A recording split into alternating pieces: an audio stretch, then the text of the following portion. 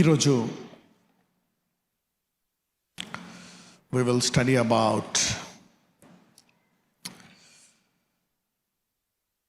His mercy endureth forever.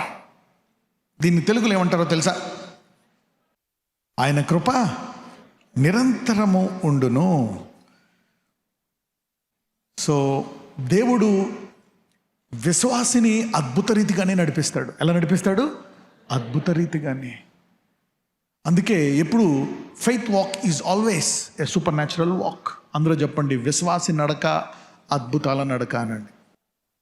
ఎప్పుడైనా విశ్వాసంలో నీకు ఏదైనా ప్రాబ్లం వచ్చిందా, సమస్య వచ్చిందా, న్యాచురల్గా భూలోకంలో వెంటనే ప్రభు ఒక అద్భుతం చేస్తుందని విడిపించు అని ప్రార్థన చేయాలి.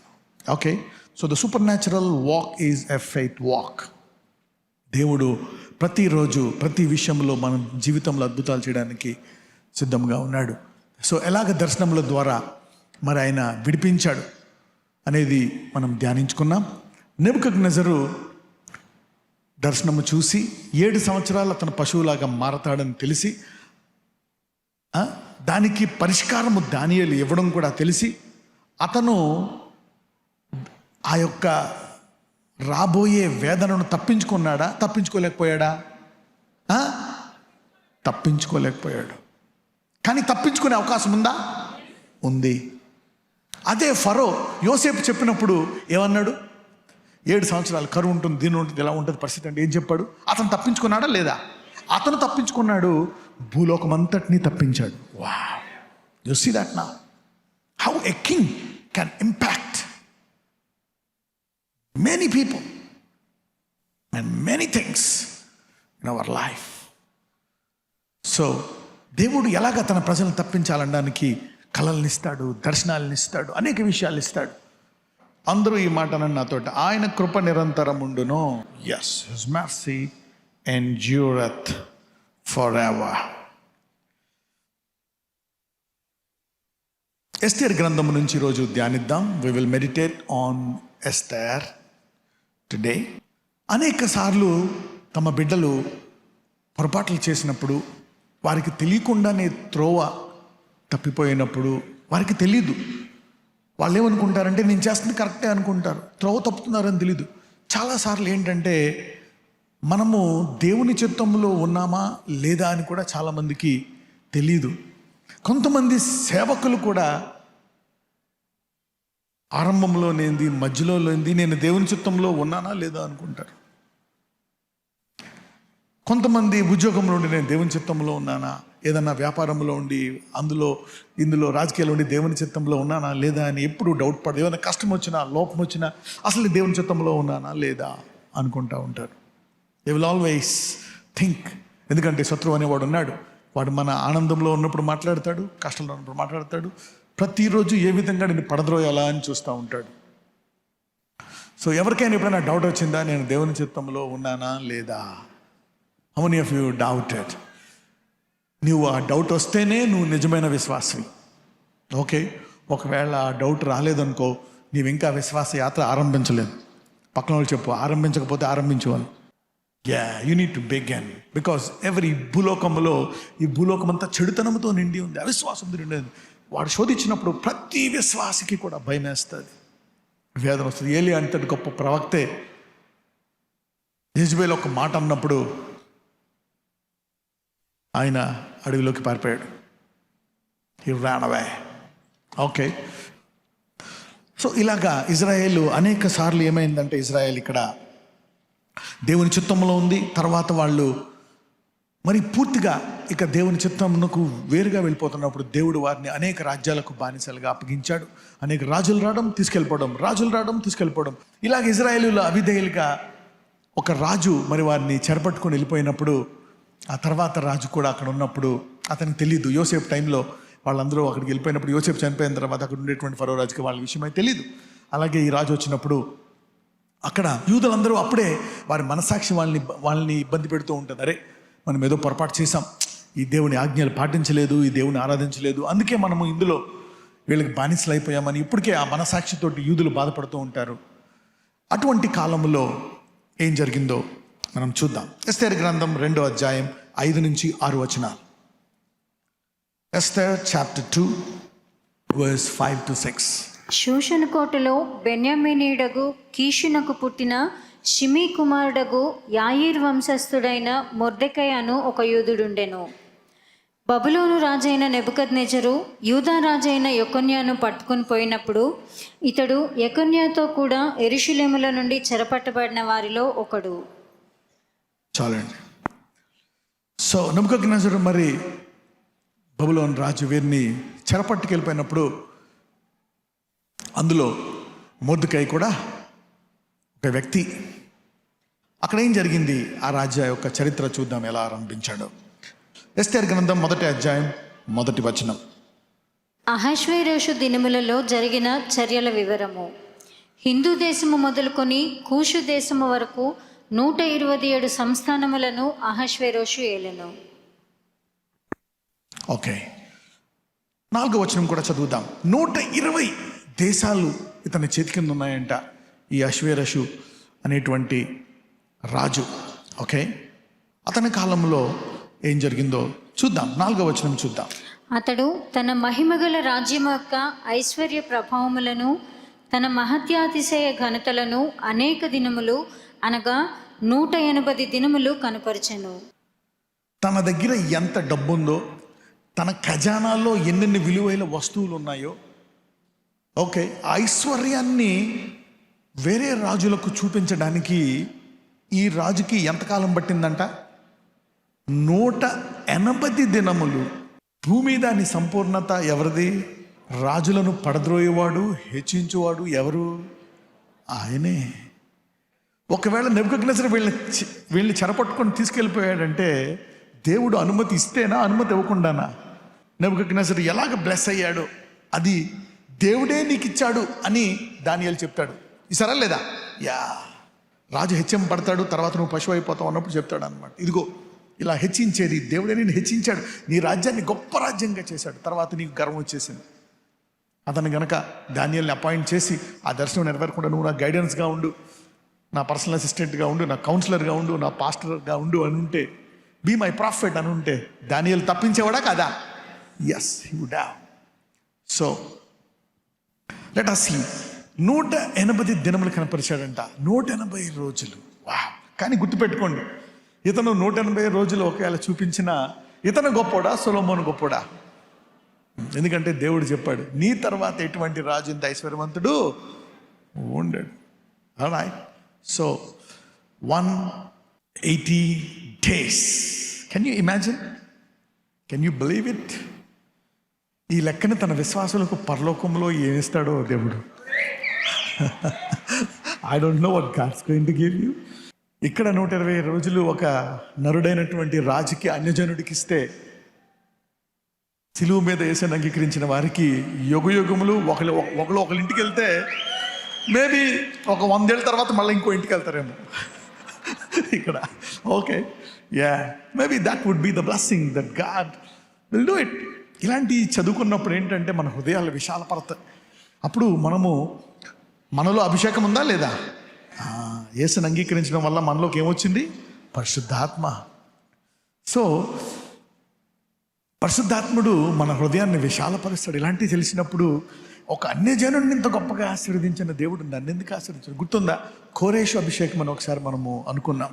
ఓకే, ఎవరు యూదులు లేక, విశ్వాసులు ఎవరు లేక, దేవుని ప్రజలు ఎవరు లేక దేవుడు ఎవరిని అభిషేకించాల్సి వచ్చింది? కోరేషుని. ఆయన కళ్ళంట ఎప్పుడూ చూస్తూ ఉంటాయంట, ఎవరైనా నా పట్ల రోషం కలిగి ఉన్నారా అని. అయితే తన ప్రజలు, విశ్వాసులు. అందుకే దేవుడు సొలొమోనుకి ఇచ్చే ముందు సొలొమోను హృదయాన్ని ఏం చేశాడో తెలుసా? అనేక సార్లు చెప్పాను. ఏం చేశాడు? విశాలపరిచాడు. He expanded his heart. What God gives is more beautiful than what you think is beautiful. Okay? What God gives is more beautiful than what your eyes can see or what your mind can comprehend. నీ యొక్క మనస్సు, నీ కళ్ళు ఏది సుందరమైంది అనుకునే దానికంటే దేవుడిచ్చేది నీకు అతి సుందరముగా కనబడును గాక. యా, అలాగని దేవుడు తన మంచిదే ఇస్తాడు. God will give good things to us. Okay? Alright. Now, first ఏం చేస్తుంది? కోపం వచ్చేస్తుంది. అయితే ఇప్పుడు రాజు ఒక నిర్ణయం తీసుకుంటాడు. 19వ వచనం. రాజునకు సమ్మతి అయిన వష్టి రాజైన అహశ్వేరోషు సన్నిధికి ఇకను రాకూడదని తమ యొద్ద నుండి ఒక రాజాజ్ఞ పుట్టవలెను. అది తప్పకుండునట్లు పారసీకుల యొక్కయు మాదీయుల యొక్కయు న్యాయము చొప్పున నియమింపవలెను. మరియు వష్టి కంటే యోగ్యురాలిని రాణినిగా తాము చేయవలెను. అక్కడ ఉన్నవారు సలహా ఇచ్చారు, రాజా నీకెంత అవమానం జరిగింది అందరి ముందు, కాబట్టి ఈమె ఇంకెన్నడూ రాకుండా ఈమెను ఒక చట్టం ప్రకారం ఆపేసి మరి వేరే గొప్ప రాణిని మనం ఎతుకుదాం అన్నప్పుడు రాజు సరే అని ఇక వష్టి అన్నట్టుకి మరి రాణిగా ఉండదు అని చెప్పి ఆమెను ఆ పదవి నుంచి తొలగించేశాను. అప్పుడు కొత్త ఎవరు సౌందర్యంగా ఉంటారని మొత్తం ఈ 120 దేశాల్లో వెళ్ళిపోయింది. ఓకే, ఎవరైనా మరి రాజు భార్యగా అర్హులైన వారు, ఇంత వయసు, ఇలా ఉండాలా ఉన్న వాళ్ళు అక్కడ ఆల్రెడీ ఉంటారన్నమాట. వాళ్ళని చూసి ఉత్తమమైన పట్టుకొస్తారు. ఇక్కడ వాళ్ళు ఉత్తమమైన వారిని, అర్హత కలిగిన వాళ్ళని వాళ్ళ లోపలికి తీసుకెళ్తారని. తర్వాత మనం ఇందాక చూసినప్పుడు ఈ బానిసల్లో ఒక బానిస అయినటువంటి మొర్దెకై. కానీ మొర్దెకైకి ఎంతో కొంత కృప ఉన్నట్టుంది. అతడు రాజు యొక్క గుమ్మం దగ్గర కూర్చునే మరి పోస్ట్ ఒకటి వచ్చింది, little bit influential post. Okay, అక్కడ పనిచేస్తూ ఉండొచ్చు. ఓకే, అతను అక్కడ కూర్చొని ఉండడానికి అతనికి తెలిసింది, అతనికి కొంతమంది ఇన్ఫ్లుయెన్స్ ఉంటుంది, అన్నీ తెలిసి ఉంటాయి. కానీ అతను ఏం చేశాడు, అతనికి ఒక కూతురు ఉందంట. ఆ కూతురు కూడా తల్లి తండ్రి చనిపోయినప్పుడు ఇతను ఆమెను మరి కూతురుగా తీసుకున్నాడు. Let us also see that verse. 2వ అధ్యాయం 7-8 వచనాలు. తన పినతండ్రి కుమార్తె అయిన హదస్సా అను ఎస్తేరు తల్లిదండ్రులు లేనిదై ఉండగా అతడు ఆమెను పెంచుకొనెను. ఆమె అందమైన రూపమును సుందర ముఖమును కలదై ఉండెను. ఆమె తల్లిదండ్రులు మరణము పొందిన తరువాత మొర్దెకై ఆమెను తన కుమార్తెగా స్వీకరించెను.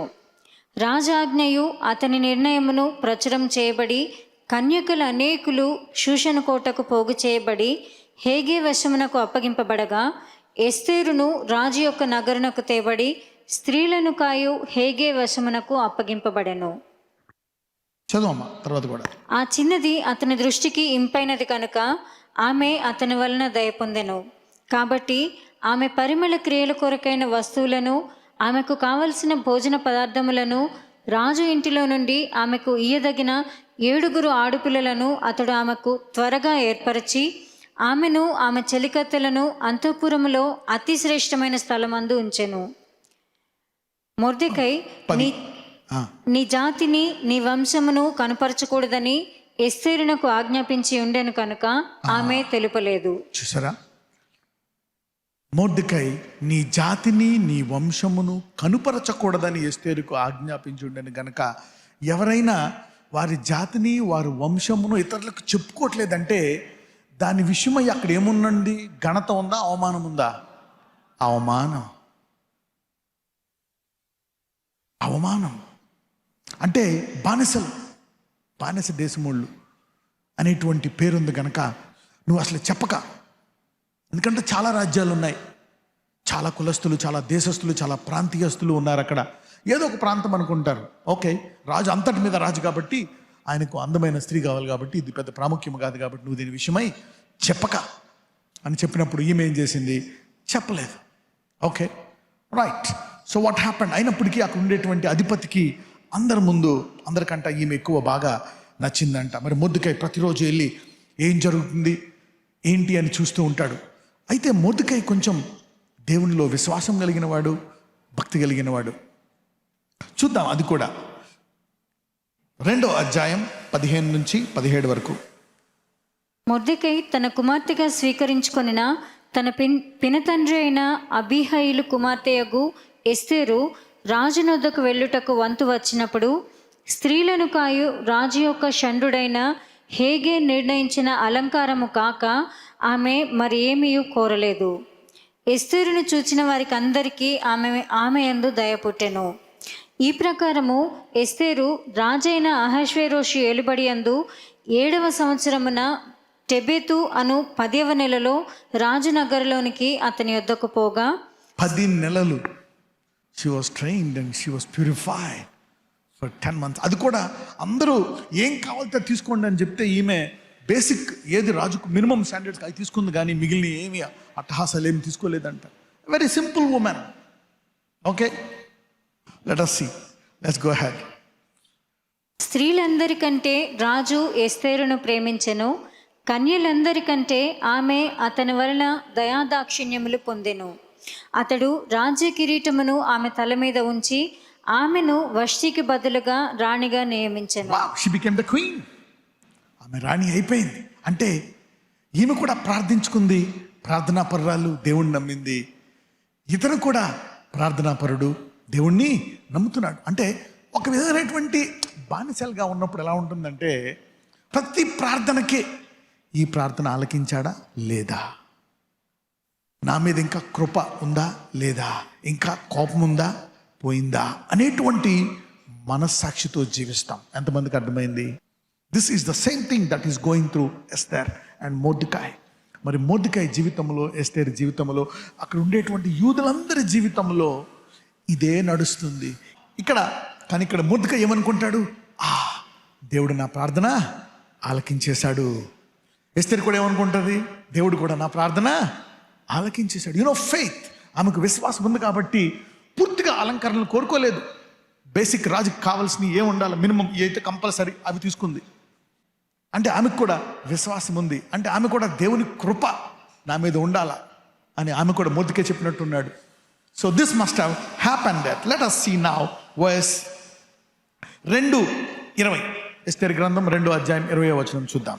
ఎస్తేరు మొర్దెకాయ్ యొక్క పోషణమందున్నంత కాలము చేసినట్టుగానే ఇప్పుడును అతని మాటకు ఆమె లోబడుచుండెను కనుక మొర్దెకాయ్ తనకు ఆజ్ఞాపించిన ప్రకారము ఎస్తేరు తన జాతినైనను తన వంశమునైనను తెలియచేయక ఉండెను. అంటే నువ్వు ఈ జాతిరాలువా, నువ్వు రాణి అవుతావా అని ఆ దారిలోనే ఆపేస్తారేమో, లేకపోతే ఆమెను అలా చూస్తారేమో అనే ఉద్దేశంతో దాన్ని దాచిపెట్టాడు. But he has taken a risk. కొంచెం రిస్క్ తీసుకున్నాడు. ఓకే, రేపొద్దున తెలిస్తే గెంటేస్తే ఎలాగా? Okay, so what has happen? ఏం జరిగింది? What has happen? అయితే ఎప్పుడైతే దేవుడు ప్రార్థన ఆలకిచ్చాడో, ఎన్ని చూశాడో, మొర్దెకాయ్కి కొంచెం ధైర్యం వచ్చినట్టు, దేవుడు నాతో ఉన్నాడు, నా ప్రార్థన ఆలకిస్తున్నాడు, నన్ను చూసుకుంటున్నాడు అని మొర్దెకాయ్కి దేవుని కృప మీద విశ్వాసం పెరిగింది. మేము బానిసలు అయిపోయినా సరే ఇక దేవుడు మమ్మల్ని పట్టించుకోడు అనుకున్నాము, కానీ దేవుడు నా ప్రార్థన ఆలకించాడు, నా కూతురు ప్రార్థన కూడా ఆలకించాడు, దేవుడు నాతో ఉన్నాడు. కాబట్టి ఇలాగా ఎప్పుడైనా ఒక అద్భుతం జరిగినప్పుడు ఎంతమందికి విశ్వాసం పెరుగుతుంది? అందరికీ. ఎంతమందికి ఇంకా ఈ దేవుణ్ణి విశ్వాసంతో వెంబడించాలని ఆశ కలుగుతుంది? కాబట్టి నువ్వు పడిపోయినా, నువ్వు కొన్నిసార్లు త్రోవ తప్పినా, దేవుడిని శిక్షిస్తున్నా, నువ్వు వ్యాధిలో, బాధలో, అప్పుల్లో కూరుకుపోయి రకరకాల కష్టాల్లో ఉన్నా, గుర్తుపెట్టుకోండి, దేవుడు కృప ఆ కష్టాల్లో కూడా ఆలకించి నీ ప్రార్థన ఆలకిస్తాడు. God will still hear. నజరేయుడైన యేసయ్య, నన్ను ఎంతకాలము మొర్దెకాయ్లాగా కొంచెం వ్యసన పడ్డాను, ఇబ్బంది పడ్డాను, కానీ నువ్వు పనిచేస్తున్నావయ్యా, నన్ను తప్పకుండా విడిపిస్తావు, నన్ను తప్పకుండా స్వస్థపరుస్తావు. రోగం మీద రోగం మీద రోగం వచ్చినా నేను ఇంకా నా దేవుడు స్వస్థపరచువాడని నమ్ముతాను. నాకు ఎన్ని శోధనలు వచ్చినా నా దేవుడు నాకు క్షేమాన్ని ఇస్తాడు. నేను ఎన్నిసార్లు ఓడిపోయినా నా దేవుడు నాకు ఎల్లప్పుడూ విజయాన్ని ఇస్తాడని నమ్ముతాను. నాయన, నా విశ్వాసంగా గట్టిగా పట్టుకుంటాను. ఎస్, ఆ పూర్తిగా పతనమైపోయేటువంటి శత్రువు ప్రణాళిక నుండి, ఆ మరణకరమైన వ్యాధి నుండి నన్ను తప్పిస్తావు. నన్ను నా జీవిత కాలంలో 20-30 సంవత్సరాలు నేను బానిసత్వంలో ఉన్నాను అనుకున్నావు. మొర్దెకాయ్ ఒక 20-30-40 సంవత్సరాలు బానిసత్వంలో ఉన్నాడేమో, కానీ దేవుడు అతని జీవితాన్ని మార్చేశాడు.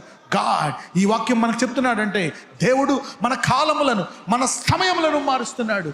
God is shifting our seasons. నూతన ఆశీర్వదించబడే తలంపులు వారికి దయచేయమని నజరేయుడైన యేసునామమున ప్రార్థిస్తున్నాము తండ్రి. ఆమేన్.